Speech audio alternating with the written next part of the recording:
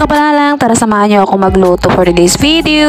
So ito yung araw ng mga kapalalang na marami akong niluto kasi marami akong pa-order na bilao. Actually itong video na to matagal na to, ngayon ko lang nagawa ng voiceover. Gumising talaga ako ng maaga dyan mga kapalalang para gawin yung puto. Una kong ginawa yung puto, pangalawa yung maha. Sa mga oras na yung kapalalang nabalot ko na yung puto, hindi ko lang na-take ng video. Yung order pala sa akin mga kapalalang per bilao is yung maha, biko, and then puto. Kada luto ko sa isang putahe, dinadamihan ko na ng serving kasi yung sobra ibebenta ko rin sa work ng partner ko. Dumating na pala yung partner ko dyan galing work. Nakapag-almusal na rin kami bago ako nagsimula sa mga gawain ko dyan. Nagsabi-sabi yung partner ko dyan na hindi daw siya nakakatikim ng mga niluluto ko kasi lahat daw binibenta ko. Kasi yung katwiran ko kasi pag may sobra yung hindi nabenta, yun na lang yung kakainin namin. Kadalasan kasi nauubos talaga. Actually araw-araw talaga ubos yung mga paninda ko. So thank you talaga sa mga bumibili ng mga paninda ko. So ayun na nga mga kapalalang, dahil naawa ko sa kanya, binigyan ko siya ng isang pirasong styro na may lamang maha para makain niya. Total siya naman yung nagdi-deliver ng aking mga paninda. So reward na rin yan para sa kanya.